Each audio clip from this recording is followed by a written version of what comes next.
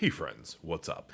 Philip here with Points of Phillip, and I'm here to talk to you about, well, a troubling development with credit cards. So I opened up my email for the Robinhood Gold Card, and they said that they were actually changing their terms and conditions. And what they did was kind of troubling in a gotcha kind of way. So we're going to get into that. But before we do, I want to ask you guys to like and subscribe. Doing that helps me and YouTube know that what I'm doing is helpful for people like you. And of course, in turn, that means that more and more people are able to view this content. So I really appreciate it. So thanks so much for doing that.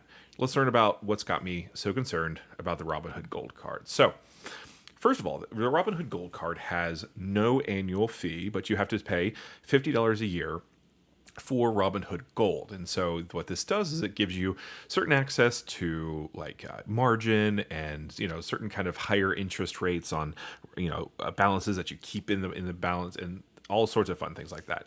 That's a whole nother video. The card here it gets you 3% cash back on everything across the board, with some exceptions. Like if you're buying gold or something like that, usually that's kind of frowned upon. They don't give you the 3% back on tax purchases, I don't think either.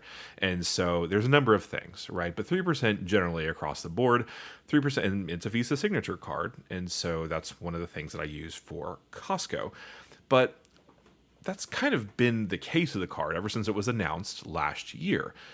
But I opened my email the other day, 3 days ago, and I was saying that the email said that there's a gold cardholder agreement updated. So they introduced a fixed fee pay over time plan. So starting October 26th, the Robinhood Gold Card, once you actually put large purchases on it, you can actually kind of switch over to a pay over time plan on that purchase. And so what that means is that you can, they say that you can pay a pre-disclosed monthly plan fee, which they say can be up to 2% of the purchase amount. So that's each month it would be 2% of the purchase amount. So if you do over 6 months, then it could conceivably be 12% of the purchase price. Although, unless it's all of the monthly fees would be 2%, although I'm not sure how that works, but we'll see when that actually happens. Now, here is the disturbing part. So, if you don't actually pay your installment in full and on time by the due date of the card, you will not only owe the full interest on the payment for that month, but you will also owe the full interest on the payment from the beginning of that payment plan. So let's say that you go on a 12-month installment plan, you mess up on month 11, you're not all of a sudden paying your 35% interest on the Robinhood Gold Card balance for that month. You're paying that interest on that entire balance from the beginning of the purchase. And so essentially what this is it's known in other circles as deferred interest. And so deferred interest is usually the hallmark of, say, Synchrony or some store cards where, like, say you have to buy tires, right? So you buy tires, you put them on this card, it's deferred interest, and if you mess up the payments, then you owe the back interest on everything in full. And that could be several hundreds of dollars, depending on how big the original purchase was. And so this deferred interest on this card is dangerous, right? So it's an easy way for people to pay a crap ton of interest compared to what they're used to. And this is what's dangerous about this card. Everything about this card can be considered to be dangerous, right? So my Robinhood Gold Card has a 35% interest rate. I think it's 35.9 or something stupid. It is by far the highest interest rate that I have on any credit card. And so it's low annual fee for the card. It earns 3% back, which is, well, substantial, right? But it's also not sustainable. And so basically, essentially what Robinhood and Coastal Community Bank Coastal Community Bank is hoping is that you slip up and you pay that really high interest. And so that's kind of where we're at here. Now, the pay over time thing, it's essentially to, kind of work on this idea where you can, you can kind of save money on interest and pay over time. And so it's kind of a direct competition with Klarna or Afterpay or something like that, right? So what this stuff is essentially, when you're checking out at, say, Walmart, you do your weekly groceries, and it says pay in 4 payments, right? And so you click on that, and then what happens is Afterpay pays Walmart, and then they charge usually, I think, like 3% or something for their services, and then you owe Afterpay. You don't owe Walmart anymore. And so that's kind of what this is going. And to be clear, Robinhood is not the only card issuer that's doing this. They're just doing it in a way that seems a little bit more predatory, at least from my perspective. I'm not a financial advisor. I'm not a financial analyst. So don't come at me. But from my perception, it seems like this is a little bit more predatory than some of the other options. So let's take a look at some of the other options. So my biggest experience with this kind of purchase would be with the Amazon Prime Visa card from Chase. So before I had the Amazon Prime card, I would be able to be eligible for certain high ticket items. So TV I bought on this. You could actually pay installment plans to Amazon. So they would ship you the TV or whatever it is you got, and then you would pay installment plans to Amazon. And so they're the ones who facilitated that.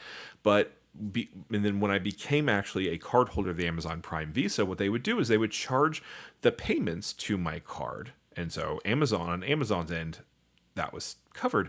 But then I also get 5% back on top of that thing. Very shortly after I got my Amazon Prime card, Amazon kind of went away with that development. So you can, if you want 0% interest, it has to go, basically the full purchase price goes on your Amazon Prime card, and then you don't actually get the 5% cash back for that purchase. So it's 5% cash back or no percent interest, basically kind of an either or situation. And so I've used that for a number of times. So I had to get a solar generator for my house because we live in hurricane-prone Florida and we lose power quite a decent amount. If the sun sneezes at us, we kind of lose power for a few minutes. And so having that help us keep our refrigerator running and my breathing machine on and the whole 9 yards, right? So that's been kind of helpful, but basically what it does is, so with that Chase option, what it does is it gives you kind of your statement balance, your interest savings balance, and then your minimum payment due. And so the interest savings balance is essentially the minimum payment you have to pay in order to consider to be free and clear from your basically to make sure you're not paying any interest. And so this is kind of an easy way to do it. There's not really much of a fee, but you are giving up something. Now, American Express also has this option. So American Express has a pay over time plan, which is actually pretty interesting because they actually do it for their American Express travel portal as well. And so you can do a pay over time plan on your American Express travel portal.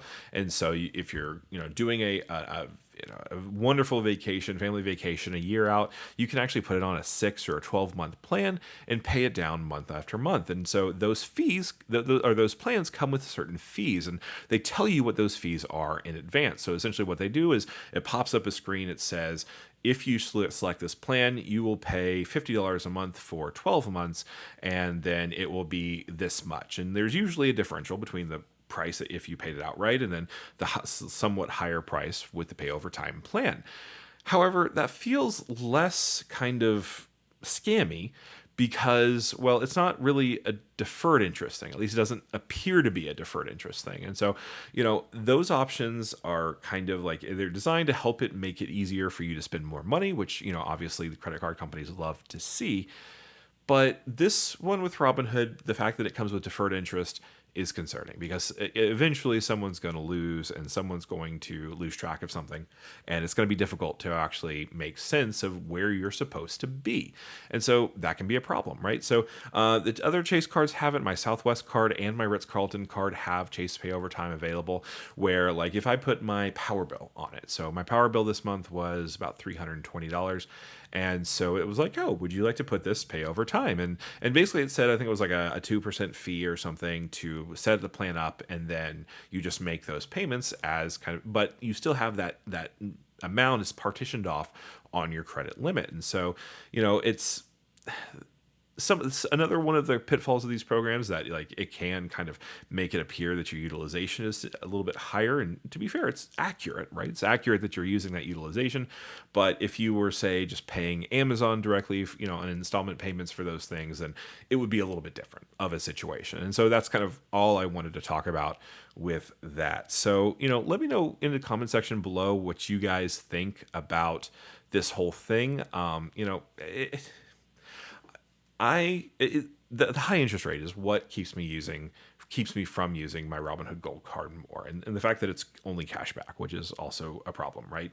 But 3% cash back, it should be in my wallet all the time, right? It's not. And the reason why is because, well, I don't want to get to a position where if I do mess up and overspend 1 month and I'm not able to pay it off, I don't want that to be the one that carries a balance, right? And so, that's kind of my concern with that. So the Robinhood Gold Card, it is what it is. But anyway, I just wanted to bring that to your attention, guys. Thanks so much again for watching. Really appreciate you being here. And again, go ahead and hit the like button and subscribe if you haven't already. Again, also, if you want to go to my newsletter or from my website, there's a link to my website in the description below. I have a link where you can sign up for my newsletter that goes out every Friday. And so you can keep up to date with the latest trends and news and what's going on in the world of credit cards and points and miles. So again, thank you so much for watching, and I can't wait to see you guys until next time.